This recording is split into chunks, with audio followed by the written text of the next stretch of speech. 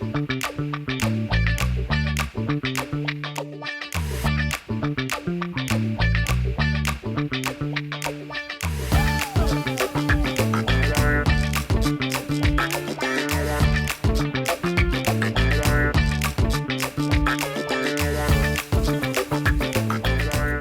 there everybody, thank you very much for watching my YouTube channel. It's Time-Lord here, live long and prosper, may the force be with you. I have here the wonderful Karen Pawlowska. How do we pronounce your surname? The W's are pronounced as V's. A V. So it's Pawlowska. Is it Eastern European extract? Polish, yeah. Polish, yeah. I thought it might be. Okay, well, Karen Pawlowska's here, a friend, colleague, business colleague, associate. We've worked together with your crew and my crew and all the rest of it. And in this On the Bank series, you've kindly volunteered some time at the end of a week. Weekend's tomorrow, so today's Poets' Day, but you're not pushing off early because you're here. And basically, just chatting to you, I know very little about your background and so on. So let's start. Where were you born? Where did you grow up? Oh, the murky past. I was born in Derbyshire, in right, a little tiny world. place called Wirksworth. Right. I was born in a cottage hospital there. Oh wow, that's going back some. Very long time ago. Sorry, I shouldn't be saying that to a lady. No, that's absolutely fine. I am old, yeah. It was one of those things where my mum nearly passed away when she had me. She was very, very poorly, and she couldn't have any more children, so there was only me. But I don't really remember an awful lot about Derbyshire because my parents moved down to London when I was probably around about 3 or 4. I think I went to all my schooling was in London, so I don't remember that much about Derbyshire apart from going back to visit friends and relatives and stuff with my mum and sort of uncles and aunts and what have you that lived in Derby itself. But I do still go back. I do still take on a slight Derbyshire accent when I go back up there for some reason. There are certain words that just I can't stop myself going into Derbyshire. That's it. So that's in there, embedded in there. It must be somewhere. When I suppose, even up to the age of 3, I must have picked some stuff up that's stuck there somehow. Yeah, and so my dad was a precision engineer, and he'd been demobbed here after the war. He was in the Polish Air Force and got demobbed here, and got a job here and met my mum. Mum on the dance floor, like lots of people did back then. Wow, romance. Romance across the dance floor. But he needed different, better work, and he found work down in London, and he so they moved down here, and then I did all my schooling, and I lived South London, somewhere South London, whether that was Wimbledon or Peckham or wherever it was, somewhere always south of the river. Delboy country. Yeah, until after I got married, actually, so a long time. And then we moved purely because it was cheaper up North London. We came to North London, and then my husband got relocated to Greenford, so we moved out to High Wycombe. So was your dad in the Air Force then as an engineer? He was an engineer. Okay, so he's one of the Polish Air Force people. Yeah. And so he's ground crew and stuff like that, keeping the planes up there. Yeah. So he's demobbed. You moved down to London. They get married, met on the dance floor, lovely romance, fine romance and so on. And then you're down in London. So, were you the spoilt only child? I don't know if I would say I was spoilt. I was quite lonely as a child because I was very, very shy, painfully shy actually. And I think my mum she wasn't one for socialising. So she didn't have many friends. Maybe that's where I got it from. And so I only had probably, I could say one person I would say was a good friend who was okay to come round, because my mum also didn't. And they weren't an imaginary friend. No, they were a real friend. No, I had imaginary friends as well, but I don't think I was spoilt, but I didn't want for much. My mum did her best to get whatever she could.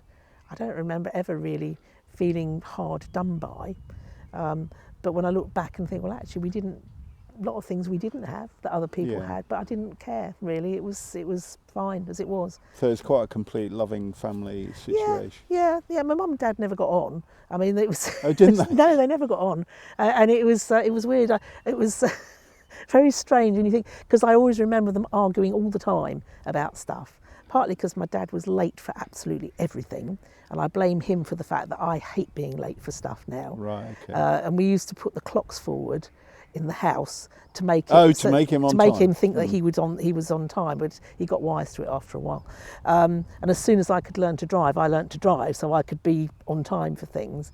So they were always arguing about something. And yet when my dad passed away, he became Saint Edmund all of a sudden. My mum said, nothing, he couldn't have done anything wrong. And I thought that was very weird. I think when you seem to have spent a lot of time just arguing, why does it suddenly change? Did they ever get on then? Well, I suppose they must have done at some point. But I think part of the problem was my mum's mum, because she used to stir quite a lot. Right, okay. And she used to say to my dad, oh, she's been out spending money and she's had the gas on. And I think that used to cause friction. And I remember sitting in my bedroom hearing them shouting at each other and thinking, that's my nan that's caused that. Right, right. But, I didn't feel that I was... there was no mistreatment or anything. We've got some visitors walking through our film set. Oh, that's all right. Yeah, that's all right, that's all right. Hello. All right there. All right there. Yeah, they're probably here for the weekend. Yeah. Okay, so your mum and dad didn't really get on and so on. Yeah. Was it a fairly strict family for you? Yes. Yeah, it was, yeah. They were quite very, what's the word I'm looking for? Religious. They were religious. Right, okay. And that's Roman not Catholic, necessarily, Roman Catholic. And I rebelled fairly early on and decided it wasn't for me. But I actually became a Methodist instead. From one extreme to the other. Which my dad and my mum were not very impressed with. But, well, it was tough. That was what was going to happen. Yeah. And they came round to it in the end, because they saw that actually joining the Methodist church, and they had a youth club and all that kind of stuff, it actually helped me get more friends, and I got a little bit more confident. Did you take the pledge? Yes. It was that sort of Methodism. Yeah. That hasn't followed through to now. I've seen you at business meetings. No, I don't drink very much, but No. I will occasionally. Very occasionally, yeah. But my fallback position is not. Right, okay. Yeah, so I don't need to, but occasionally I will. And my husband would tell you now that I like Prosecco. That's my favourite drink. And I will drink Prosecco on an occasion. Right, okay. So moving on, so education, you're at school and so on. What happened at end of school time, exam-wise? Oh, right. Well, I didn't go to university. We're talking quite a long time ago, aren't we? Yes. You didn't have the selection of courses that you have now, for one thing. Yes. And also, girls were actually... It was. You were going to be a teacher, a nurse, a secretary, possibly a shop assistant or a housewife. Yeah, or hairdresser. And possibly not even then hairdresser, not really. Yeah. There was a very limited number of options that were given to you, and also I needed to go out and earn money. We didn't have loads of money, so my parents couldn't have afforded for me to go to university. And I wasn't clever enough to get a scholarship. But maybe I could have. I didn't think I could have. It wouldn't have been right for me anyway. So I applied to places, and I got a job working in a firm of solicitors. But I think in part, universities have university education. I'm not decrying anybody who goes to university. My kids have some of them and so on. I admire them, what they did and how they did it. However, I think to a certain extent, university education has been devalued, because back then you went to university for a reason. You went to study to be a surgeon or to be a lawyer or to be something like that, or an academic. And there was a reason for going. Now you can go to university to do virtually anything, and I do question that. You can go to make whiskey, learn how to make whiskey or beer or cake decorating. There are lots of media courses as well. Yeah. And I just sometimes think that the apprentice way, or I don't know, take it like somebody who becomes a groundsman at a cricket club or something like that. They used to be the lonely, shy kid hanging behind the guy fagging him off. You're right, mate. You're right, mate. You want a job? Okay, and he'd teach him, and then they would sort of gradually go into it, and some of them would then become groundspeople at very large, prestigious grounds and so on. You didn't go to university to do it. No. But now no. you can go to university to learn how to learn grow the right you type can of learn grass. the practicalities of it. All right there. Okay. You go to learn the head knowledge, but you don't Yeah. necessarily get the practical knowledge out of it. And that's what I've found with with lots of the video and media courses. They get a lot of head knowledge, but not necessarily the practical knowledge. It's a fun thing to do, though, isn't it? I mean, I think if I'd had the opportunity, I would have taken it. Oh, it's a nice way to grow up, don't get me wrong, and I'm not decrying, and I think it needed to move from the strict nature of then to somewhere between where we are now. But I think going to the extent we are, the extent of courses and so on, I'm just not sure about that. Well, I don't know. This is me being cynical, is it also to keep people off of the job market for longer? Well, political job figures, massaging fig, who knows. But I am pleased to see they've brought back apprenticeships and so on. Yes. In a bigger way, and they are actively funding and co-funding apprenticeships and things like that. And also universities don't tell you in the creative what to do about when people are walking through your film set. They're like... Well, it doesn't happen, does it? No, that's right. That's right. It's like we haven't had the pneumatic drill that seems to follow me everywhere. Yeah, exactly. Well, the guy here who owns this lake here, he's got some diggers and so on. He's always going up and down. This morning I'll think, oh, please, Malcolm, don't do it while we're by the side of the lake, filming an interview and a digger going on. But anyway, we tolerate it, put up with it. It's reality. Yeah, that's what happens. It's how it is real. It is, Yeah. Careful. Okay, so that's a big one. don't bodge anything. But basically, so you've left school, and where were we? Not university, but what did you do then? I got a job in a firm of solicitors, as a telephonist receptionist. Right. And there just came this kind of point, which is thinking, well, I wasn't unhappy where I was, but I just kind of felt it's not what I want to do for the rest of my life. And I wrote to the BBC and said, well, I can do these things, I can type fast, got good general knowledge. So you've got quite a bit of initiative for quite a young person. I don't know if it's that or not, if it's just... Well, you might call it common sense, but... Yeah. Is it not just common sense? I don't know.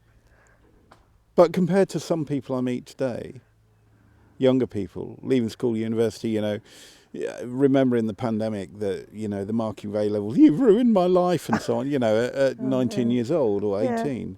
And you go, hang on a minute, love, they haven't ruined your life at all. Yeah. You've got another 80 years to go. Well, also, it's what you make of it, isn't it? If you're not happy with something, then change it, do something different. And what you've learned, what you can from what you've got. So going back to the BBC, you've learned, and your interest in creative media and so on has been piqued. How long were you at the BBC for? 12 or 14 years. And then like did that. you set up your own company, or? Yeah, well, I left the BBC. I got pregnant with my son, and I left there to have him. And I was planning on going back, but it became obvious quite quickly it wasn't going to happen, because we didn't have job sharing or creches or any of those sort of things that you get these days. And by the time I'd paid for my travel and childcare, I would never see him because he'd be asleep when I went out and asleep when I came back, and B, it would just be so expensive. So you got a screaming child? Yeah. Do you find mothers to be a bit judgmental at that time? Yes. Because I think people, generally speaking, women were not going out to work once they'd had children. In fact, I remember one of my friends saying her company, I won't say who it was because it might be prejudicial, but her company, you weren't allowed to go back to work once you'd had a child. Really? Yeah. Well-known company? It's a big insurance company, yes. Wow. Yeah, but times have changed. Yeah, well, they wouldn't be able to do that now. No, they wouldn't be. But yeah, I think that generally the feeling was that your child and your kind of the motherhood thing should be all-encompassing, and it should be more than enough. How do you feel about that, as a mother at the time, that sort of attitude prevails? I find it disappointing and frustrating. I knew it wasn't going to be enough for me. For my own sanity, I actually needed to have something else. And if I was going to give my son a good, stable upbringing, I needed to look after me as well. Yeah. And I think if I hadn't have done that, I would have probably gone into a serious depression at some point, and it would have been that would have been bad for everyone, actually. Do you think you were depressed at the time, postnatal? I think I may have been. I don't think it was a serious kind of full-flown depression, but I think I was on the edge. Some of it may just have been hormonal, I don't know, because I was also very tearful all the time, but also really nasty, dark thoughts about things, which is not me. No. But I think it's the shock of actually stopping what I was doing and getting this lovely bundle that's supposed to be such a joy, and it was, and that is, but this other stuff that's happening because we're. Did not you just feel guilty that it wasn't so fulfilling as people portrayed it? I feel guilty. I don't think I felt guilty. I think I felt insufficient. So Right. I wasn't. I was frustrated because I couldn't understand why I was finding it difficult. And why couldn't I get him to go to sleep? Why was I struggling with this? Why wasn't it enough? And I felt not guilty, but insufficient in some way. And I came to realise eventually, actually, that's not the case. It's actually just that I need something more. It's not me that's insufficient. I need to do things that makes it work for me. Right. So you gave up the BBC, really nice job running, all the studios and so on, departmental head. And then you set up your own company. That's Take One TV. Yeah. Yeah, okay. So how did that go at the first? How long ago is this, by the way? We a limited company 27 years, but I was Right. trading as a sole trader for about 4 or 5 before then. All right, so you're over 30 years old now. So it was a slow start because I was organising productions, I was organising crews and studios and OBs and things, and we didn't have the internet, so it was all about who I knew. And I literally had a very large black book, actually, with all the people that I knew that did what they were really good at doing, and how they worked with other people. I knew, okay, that person will work well with that person, and we need this person, and to make up the teams of people. So it was quite slow but interesting, because without the support of the large organisation.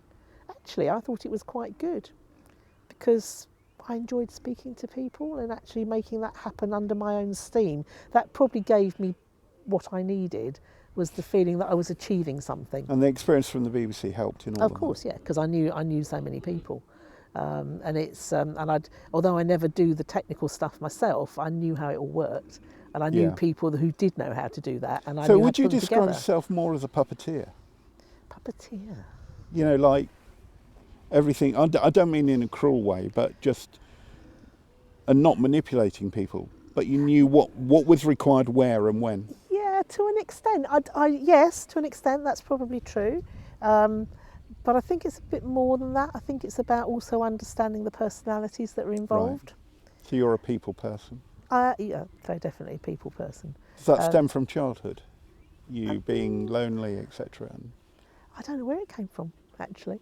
I mean, if I look back at my childhood, I would think I probably wouldn't be a people person because I was just so shy. How did I get over that? I don't know how it came out, actually. It just worked out over time. Because you come across as competent and confident. But I'm not. I'm actually quite. What's the phrase they use for it? An extroverted introvert. Yes, I would say you are. Yes. I am actually quite self-contained. Yes. And I'm quite happy with my own company. Yes. I don't actually have to have people around me. Yes. But I'm okay being around people.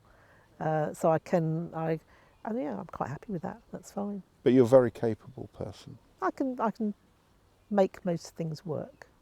Yeah. So tech's coming along. I remember the very first computers coming along. BBC Commodore and all the rest of Yeah, it. Commodore 64. 64, yeah, and all the rest of it.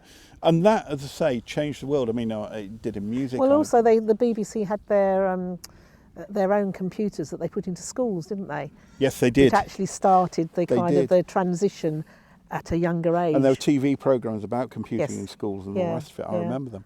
Do you remember Tomorrow's World? Of course, yes. Oh, wow. Oh, wonderful programme. I loved it. I know. Yes. Most of that tech has never ever come about. But they were fantastic programmes. Yeah. I remember, I think, was it the first... It was the first, one of the first internet things they did live on Tomorrow's World. Did, a message from over there to there. Yeah, that's right, they did, yeah. From like Tim Berners, whatever. Tim Berners-Lee, yeah. Yeah. It's one of the presenters who was Peter McCann was one of their early presenters, and we've worked with him quite a lot actually. He lives locally, and he is a total technophobe. And the reason he was so good at it is because he just didn't understand any of it. So they had to explain it in really simple terms, so that people could understand. So Take One and so on has progressed and so on, improved and all the rest of it. But how do you cope with disasters and things like that? Because I remember a couple of years ago or whatever, your office was raided. Yeah. All your cameras nicked. Yeah. Yeah, they took everything actually. And it was devastating. Why was that? And it was emotionally devastating because it felt like you'd been violated in some way. It took quite a while to actually get comfortable again in our offices. Felt very nervous about being there. We had a couple of other ladies working there at the same time, and they felt the same actually. They felt very nervous and very twitchy. But it was, in some ways, a good thing. Why because well, we had really good insurance. We'd paid for proper insurance, and they paid for everything to be replaced. So we got a whole load of new kit. But they were very good. I mean, I think they gave us about 25 grand up front so that we could actually recover stuff very quickly. But we had a contingency. Being buzzed. We had a contingency plan anyway, so business contingency. So if something goes wrong, the business carries on. And we'd got they hadn't affected the edit suites at all, so that was fine. But it was really the cameras and the sound kit. So we knew there were places we could go to get it, and we could buy stuff in fairly quickly. But also, people in the industry contacted us and said, "I'm really sorry to hear that's happened. If you need to borrow a camera from us or some sound from us, or you need some help, just let us know and we'll help you." And that's the sort of, we have that relationship with a lot of people. People other do people rally know. around. Yeah, but I mean, it's so you could argue whether it's luck or planning, but we had good insurance. We had good insurance. It's not luck. No, yeah. See, it's several times you've implied that it's been lucky in life, lucky in business, and so on. I don't believe in luck at all. Yeah. I think you make your own luck. It's like, people say, oh, we lost the Premiership because of a referee's decision in that one match, Arsenal-Brentford. No, there are 28 or 38, whatever other matches that you could have won or done better in. Yeah. So we are unlucky that there's such a noise here. But on this here comes a plane as well. quiet weekend away that I've got. Now flipping plane overhead.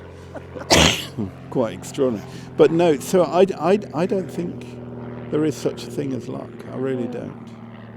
I think it's about planning, it's about making strategic decisions. It's things you learnt when you're at the BBC, how to cope with crisis, how to cope with things happening and so on. Would you agree? And having a kind of a mindset that is not defeatist.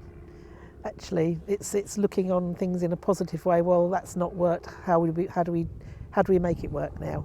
What else could we do? My husband and I have this really interesting dynamic.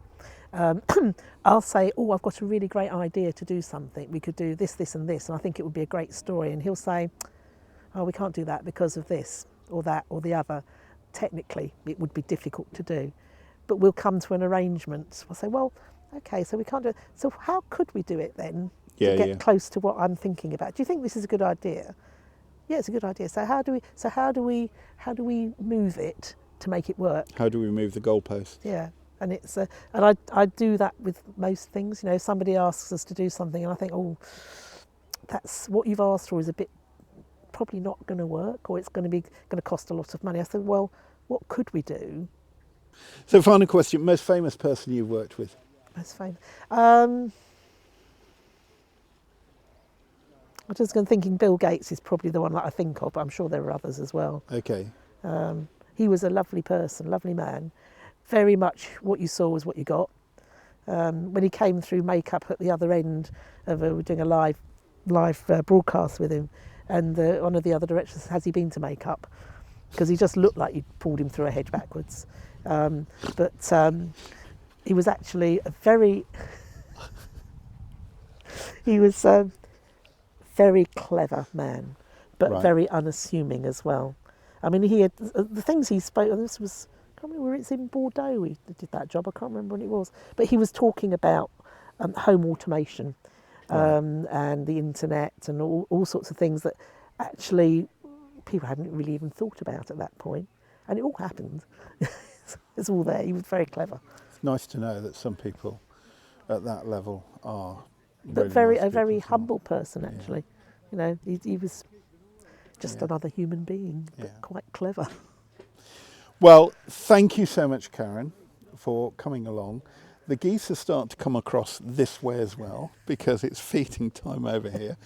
The pigs have been honking. We've had the truck. We've had people walking past and apologising. That's the thing when you're filming, isn't it? Yeah. You're filming, people go, oh, sorry. Well, you're not sorry. Because if you're sorry, you go the other way round. But anyway, thank you so much for coming on. It's been a pleasure having It's you. my pleasure too. Thank you.